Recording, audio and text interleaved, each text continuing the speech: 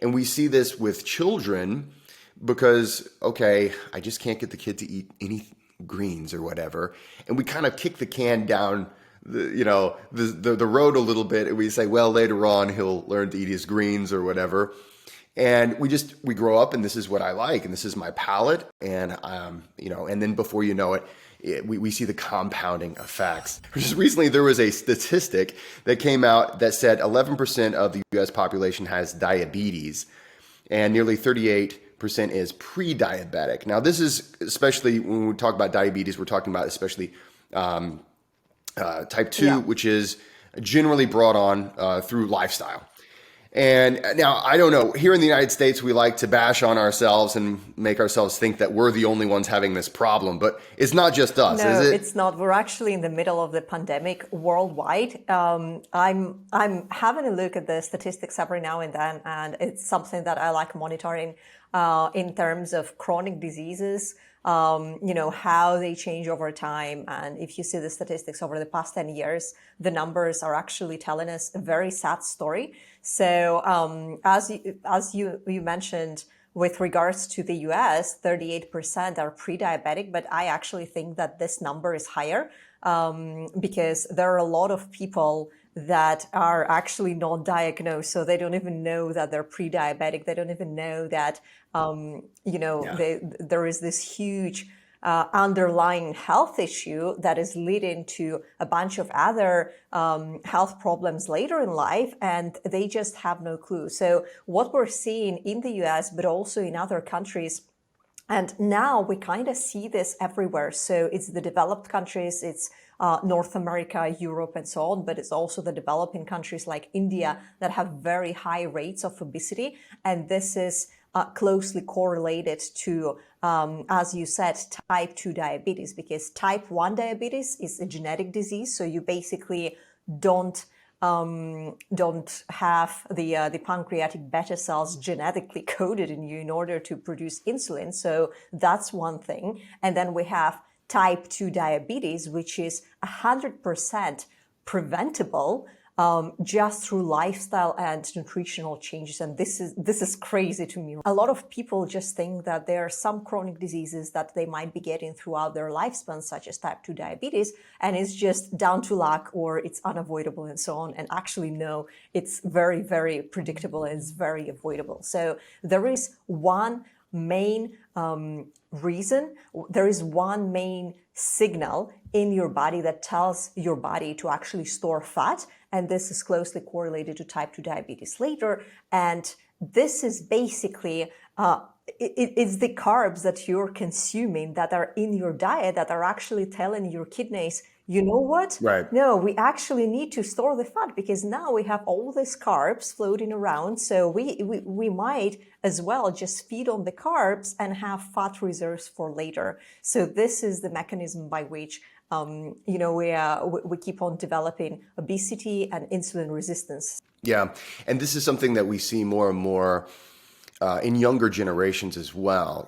There's a lot of times you'll see a person, and we just don't know any better. I think for a long time, like you said, because of the food pyramid and because of a lot of the messaging, and we've talked before about the messaging about, okay, low fat versus, the sugar industry kind of saying, oh, it's the fat that makes this happen.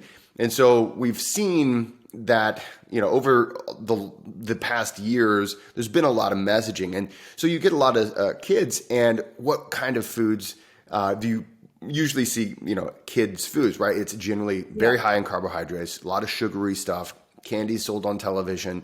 And so you get people that, it's one of those things where this is a conversation that oftentimes it makes us uncomfortable to talk about. It's like people are like, don't guilt trip me into this or that. And it's not at all what we're talking about. Ultimately, we have generations that that they get kind of hooked on sugar early. I think it's pretty common in the United States. Sugar treats are very cheap. And it's a source of pleasure, and it's like, oh, awesome, you have candy. I know my son loves candy. And, it turns into an addiction after a while. And after a while, the problem is you see issues of compounding. So it's, yeah, a little bit here and there, not a problem. Yeah, of course. It's Yeah. absolutely okay to have a little treat or something now and then. But then ultimately, it's whenever it becomes the vast majority of the diet. And we see this with children because, okay, I just can't get the kid to eat any greens or whatever. And we kind of kick the can down the road a little bit, and we say, well, later on he'll learn to eat his greens or whatever. And we grow up, and this is what I like, and this is my palate, and and then before you know it, we see the compounding effects. People, as you said, might be upset when you're bringing up issues like, weight or weight management and diabetes and nutritional changes and things like that. However, we are kind of doomed here, like this is very, very bad. Because for the last 3 generations, we had all of these processed foods introduced into the Western diet, and now it kind of spilled all over the planet. So all of these carbohydrate snacks and foods are readily available to pretty much everyone on the planet, even in the developing countries.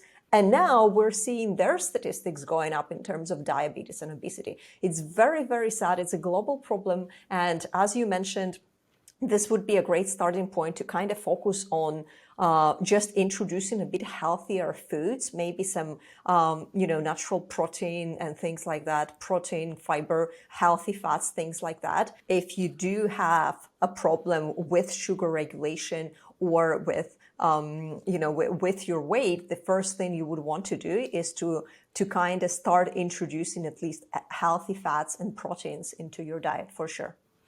Yeah, I would say as a former completely awful food addict, and when I always tell the story whenever when I was in grad school, I remember my wife came over, or my girlfriend at the time, but my eventual wife, she came over and there was a stack of pizza boxes and just a whole bunch of just processed foods that I was living off of. And it took a long time for me to overcome that. And I will be the first to admit that I'm not a perfect clean eater. And when it comes to oftentimes I think the biggest hurdle for a lot of people when they are saying, okay, I do need to make a change, it's this thing that it feels like it's impossible to eat the right way. Like, here's where I am, and here, infinite high up there is where I need to be.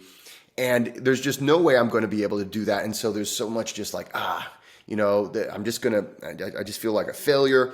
And then it's so easy to give up. And so just some of the message that I would give to those of you guys who are trying to clean up your diet is, first of all, understand that perfection is something that only, marble statues and maybe out in Greece, right? You're not going to have perfection. It's something that we're always working on. It's kind of a practice of eating healthier. And there's always going to be times whenever you're going to have an ice cream attack, and it's just like that ice cream just forced its way into my mouth and I had no control over it, right? There's going to be those times. And so, right, we understand. I do that. And so it's a matter of what is the regular way of eating? What is 80% of the time? How am I feeding myself? So a very interesting point on this is that the junk food, they actually have a very high concentration of carbs and fats. And this is the combination that provides a lot of calories at once. And that's the reason why people are craving it. Because there is something that is called a PE ratio in nutrition, so protein to energy ratio. So foods that are actually good for you, such as meat or shrimps, for example, they have a very high ratio of protein to energy. They're very nutritionally dense, good foods for you. And this is where you're getting the proper calories from. But things like, a dessert or an ice cream, they have a very low PE ratio because there is energy there, but there is absolutely no nutrition. There is no protein. There are no macronutrients. So you only get this combination of carbs and fats, and it's actually very easy to overeat these foods because, as you said, brain is indeed searching for calories, but it doesn't have this distinction of what are the good calories and what are the bad calories, right?